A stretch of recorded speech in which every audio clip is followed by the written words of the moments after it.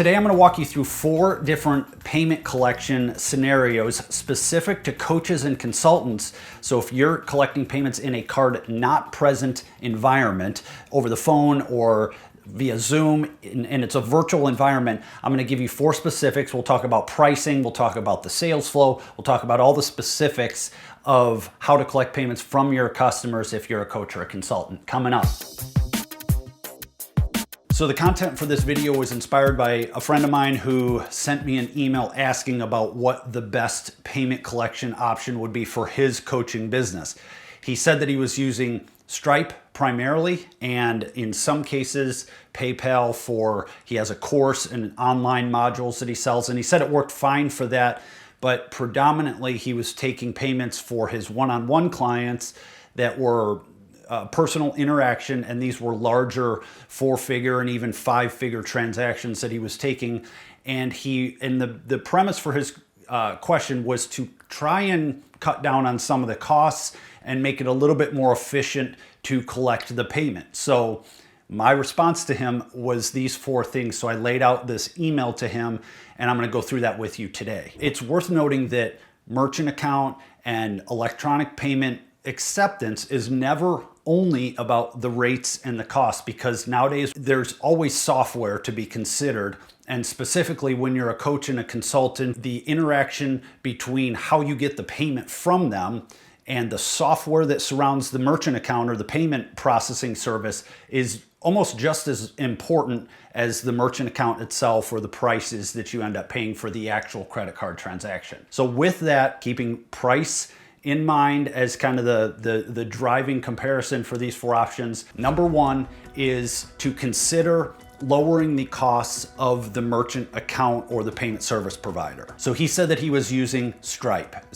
and occasionally PayPal. So somewhere between 2.9 and 3% with Stripe, and very similar with PayPal. When you compare that to a merchant account, which is the alternative, in order to lower that fee, you're going to have to get a true merchant account that will give you most likely a interchange plus pricing program that drives that 2.9% rate down to 2.5, 2.25, and maybe even down to 2% even as an effective rate. That's monthly fees, transaction fees, and the percentage rates for the processor markup and the interchange fees. The differences are that the merchant account will have on average, about a $20 to $30 monthly holding cost. That is the platform access fee, PCI, compliance, all monthly fees associated with a merchant account, somewhere between $20 and $30, whereas Stripe doesn't have any monthly fees, but the percentage rate is higher. So if you're processing regular amount of money, 4 figures and 5 figures and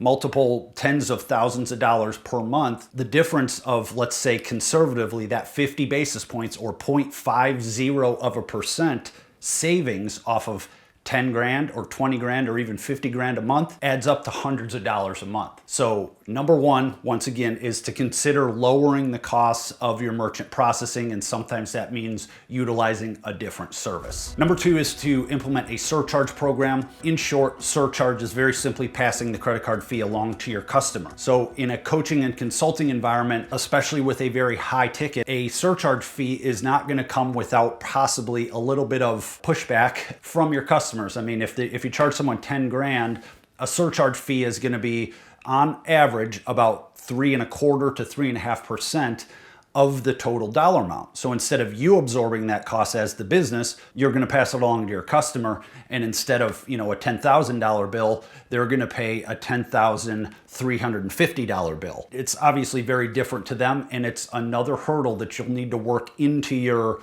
sales process, but it is an option for you to reduce the costs of accepting the card for your business. The third way to lower costs is going to be implementing an ACH program. ACH is a direct bank draft program that allows you to just debit a customer's account, and they would literally give you their routing number and account number, and you would process the transaction through your merchant account software.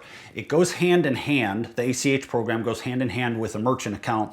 So often they're blended together in the same software platform. The differences in cost are going to be from a merchant account, let's say that's at 2.5% effective rate on the conservative end. An ACH program basically charges just a flat transaction fee up to about, let's say, 0.5 percentage point or 0.50% to accept the transaction. So you can get, at a minimum, a 2% savings off of your total dollar amount. So again, if you're charging $10,000 as your average transaction fee, 2% less, it will add up to be thousands of dollars over the course of the month for all of your transactions, depending on your volume. As I mentioned, the ACH program goes hand in hand with the merchant account. So oftentimes, depending on the platform that you get with the merchant account, meaning all of the software that you get access to, one of those could be a hosted payment page that will integrate both the merchant account, so credit card acceptance, as well as ACH option, which is the bank draft, in one payment page so your customer can select either option. That's part of either CardPoint or Elevon, or a lot of the other processors will have a hosted payment page option, but that functionality gives you the ability to send a payment link, either put it on your website, or you could email it or text it to your customer or your client, and they could just make the payment by directly inputting those, the card details or the bank information directly into that payment page. So there's a lot of value in that particular, payment page, because it helps with the efficiency of the sale that you're making. And number 4 is the peer-to-peer payment options like the Venmos or the Zellies of the world. So in certain cases, again, if you're in the coaching and consulting business where maybe you have a smaller number of clients but a larger value per client, maybe you only have 2 or 3 clients, for example, that you're making, you're on contract with them or on retainer, and it makes sense for you to just have the payment detail, or your customer to have the payment information where they can just send you payment via one of those channels after you've invoiced them for a number of hours per month or whatever it may be for your business. That could make sense for your business. I don't recommend it for every coach or consulting business, because depending on your sales process, if your intake process is phone sales, as I mentioned, then it's sometimes not as easy to get a payment page, or it requires an extra step to send payment link, email address, or payment details over to your customer. So again, you just have to audit whether that would be right exactly for your business and your sales process.